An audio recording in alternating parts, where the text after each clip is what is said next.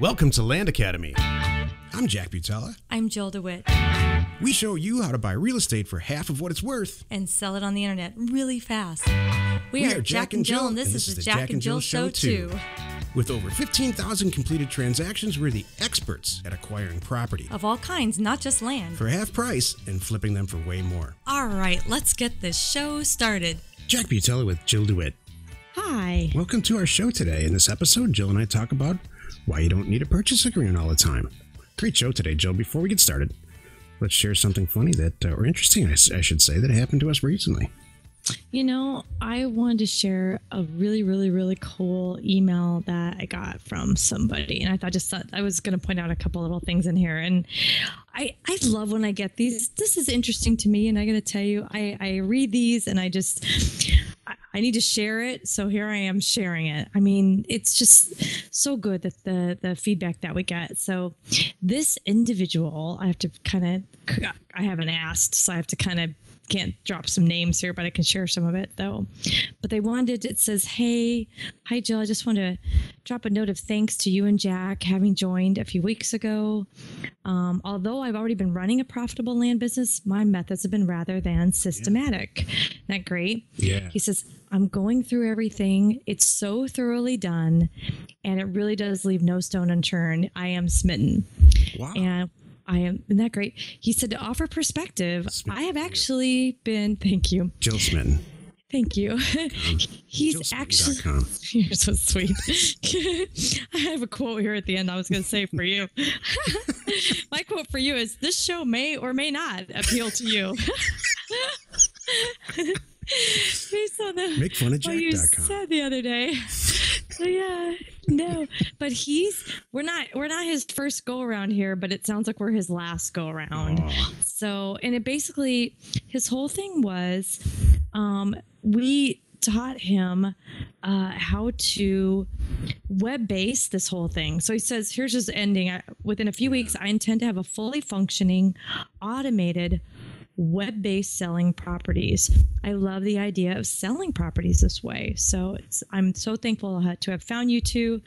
I look forward to tomorrow's podcast, laughing along with you as I gain new insights. So, awesome. What a compliment. That's great. Isn't that cool? It really is. I took a few pieces out of that, but can't buy that kind of stuff. Jill Smitten. So they're so funny. Thank you. Let's see if that's available. JillSmitten.com. I'm serious. TheCrapJackSays.com.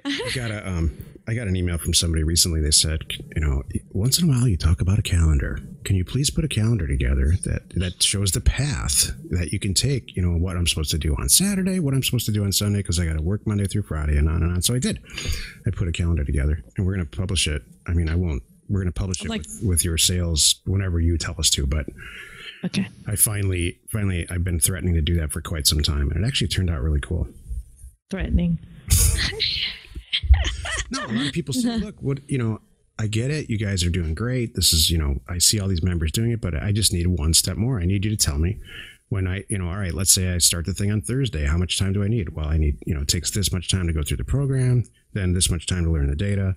Then on Saturday, you start just do the mailing, you just write down to the minute. Right. It's step by step. When I really put it down like that, like we do it, we take it for granted because we've done it for a lot of years. But I guess if somebody wrote it all down for me and said, if you do this, you're going to be successful back in the 90s, I would have taken that and said, heck yes, I'm going to do that. Instead of fail 92 times first. It's funny. I just look at our program as like a roadmap. You know what I mean? The way we laid it all out and talked about, let's think about your business first. Let's think about all these things first. How big do you want it to be? Let's talk about that. What are your, blah, blah, blah. And that's what I love about it too. And I think people like is that we even talk about, all right, now we figured that out. Here are the 10 things you need to have done before you go to the next thing. Because like we always say, we did it all wrong. So we're here to help you do it right this time. We're here to save you. Right. So, so good. Very cool. What are we doing here? I don't know. Wait, did we even talk about our question? No, we didn't. Let's take a question. I got all sidetracked because I got Jill Smitten. Thank you. Let's take a question posted by one of our members on successplan.com, our free online community. Okay. Adam asks, how do you feel about buying? This is one of my favorite questions. Gosh, yeah. I love this. How do you feel about buying and selling land in a bad area? How would I even find this out during my due diligence? Should I avoid these areas at all costs? Are most rural areas in this niche like this? Or is this something you completely you ignore and buyer beware? I don't even know what he means by bad area. That is the funniest thing. I think I know, but the answer is yeah.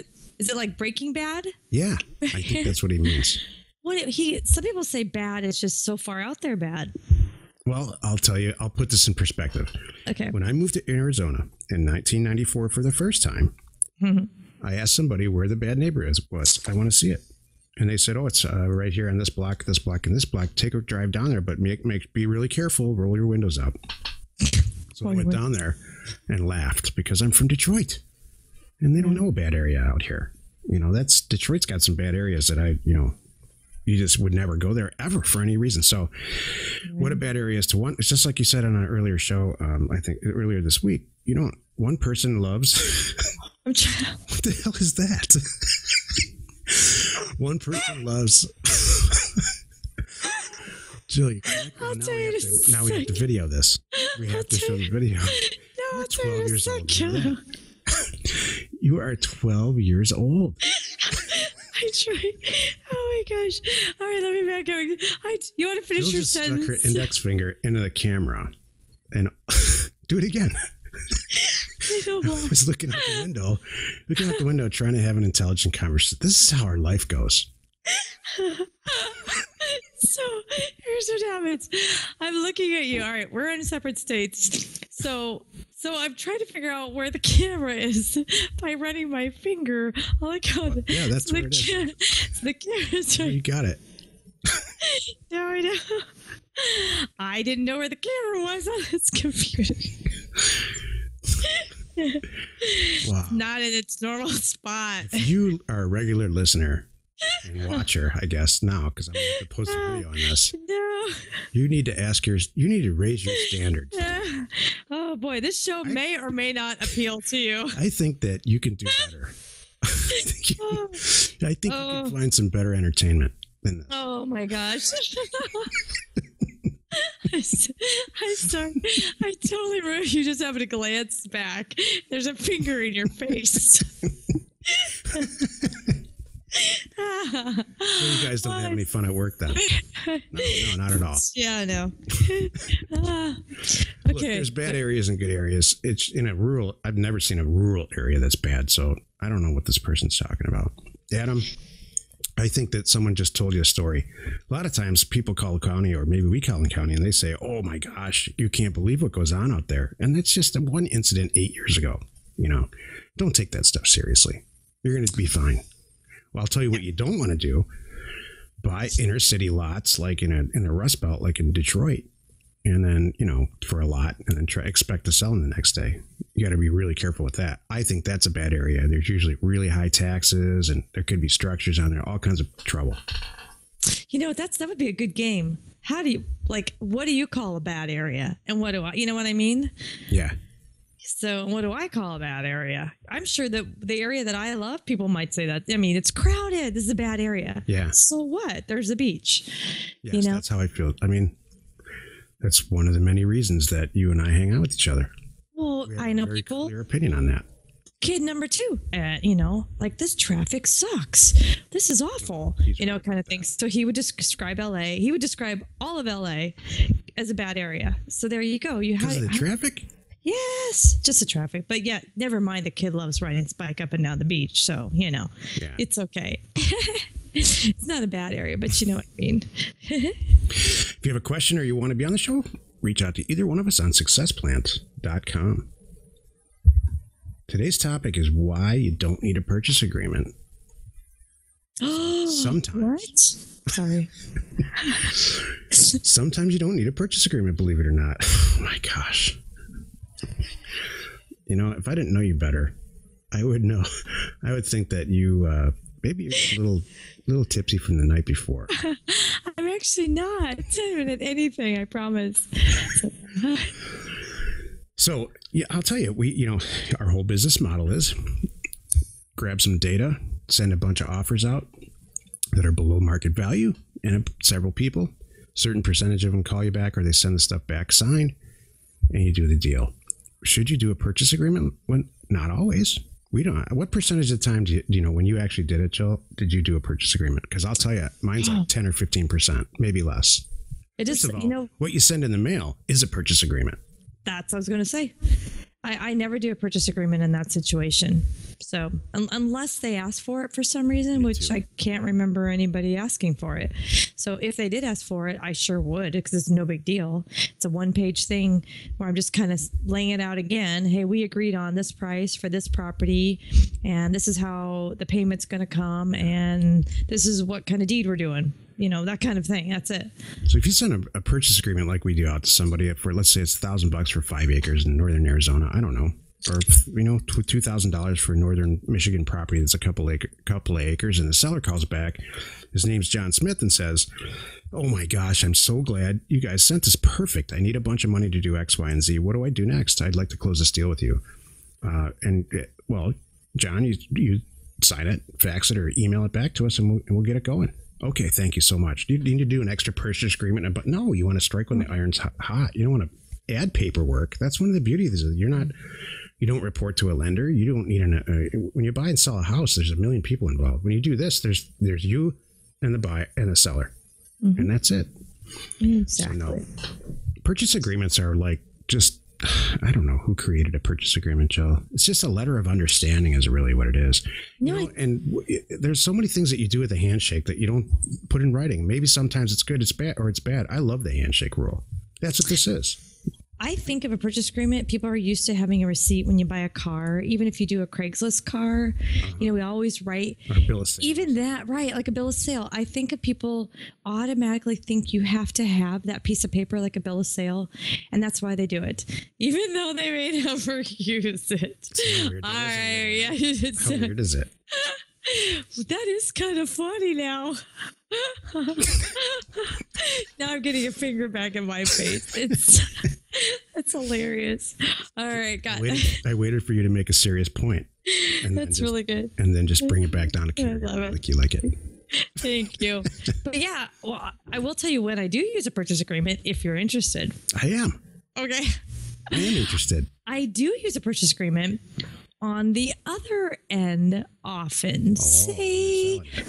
Yes, when I'm selling it, actually more than 50% of the time, I do send a purchase agreement to them, and I do it, and that reason to let them know I'm serious. So I'm agreeing to sell my property to you at this price, because here's what I do in that purchase agreement.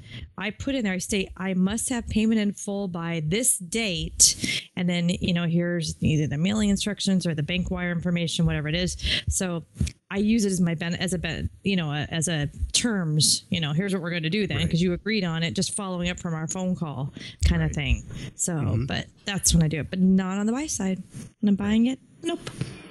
So cool. Yeah, I mean, I don't even. Anybody who listens to this show regularly knows that I do it differently. If someone wants to buy a piece of property, please just click on it and check out. Oh, or that. Excuse me. Well, we do have that now. I'm sorry. I'm going back. You're right. I keep forgetting we have that now. I don't really talk to them anymore. We have a lot of people now, too. Yeah. That's the difference, because we have a lot of people, several years ago, Jill was actually doing deals. Yeah, I haven't. She's just having fun. And I'm like out of touch. Duh. So, but you're right. You don't need it. Right. Hey, join us on another episode where Jack and Jill discuss how to use information. That's me. And inspiration when I remember. That's me. To get just about anything you want. We use it every day to buy property for half of what it's worth and sell it immediately. You are not alone in your juvenile real estate. Jill's juvenile real estate ambition.com. What the heck? Were you just bored? I was really trying to figure out where the camera was. I don't know if you saw. I propped it up. Yeah, it actually is. Now that I see it, now I know. But this computer is got the screen all the way to the edges, so it's not at the top like you would think. So that's just running my finger along the top, trying to find it. So now I know where it is, and there's a little light down there. I'm really not sure what that little light is over there now too. Probably means that the camera's on. I have a light, dude. It doesn't. Oh my gosh! You know this is we're gonna video. This is going on. We have to. All we do is talk about each other. No, we can't. Okay. Sure, you look pretty. Speaking of video and cameras, if you've not seen Snowden, you should go see Snowden. Okay. And that was one of the things in there about I used to laugh at you, Jack, when you would put tape on cameras and stuff like that on your computer, and we all should be doing that. Yeah. You know what? It makes you want to do it on my cell phone. It makes me want to put a little piece of tape on my camera on my cell phone. I do all the time. Well, I'll tell you, there's places I don't take my cell phone now because I'm maybe while I'm getting out of the shower or something, I want my cell phone right there. I thought you meant to the mall. No, that's no. I assumed a lot of years ago that everything's being filmed. I read a thing like 8 years ago, and it said your pictures is taken on an average on a regular workday about 44 times. Filling gas up and the whole thing. I would 100% agree with that. Yeah, especially after seeing that movie, because they can so easily tie you to someone. I mean, it's so that, and they had that. That's how they justify checking in on you. Yeah. So, yep, scary, man. It is scary. You're right. Information and inspiration to buy undervalued property. We are Jack and Jill, and this was the Cash Flow from Land Show. We are the experts at acquiring property of all kinds, not just land, for half price, just so we can flip it for way more. And really fast. Thanks for listening. You are not alone in your real estate ambition.